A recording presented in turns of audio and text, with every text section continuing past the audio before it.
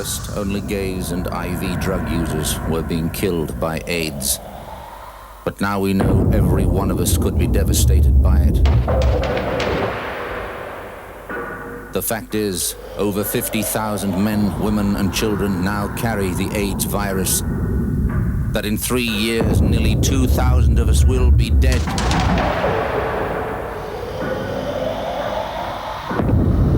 That if not stopped, it could kill more Australians than World War II. But AIDS can be stopped, and you can help stop it. If you have sex, have just one safe partner, or always use condoms. Always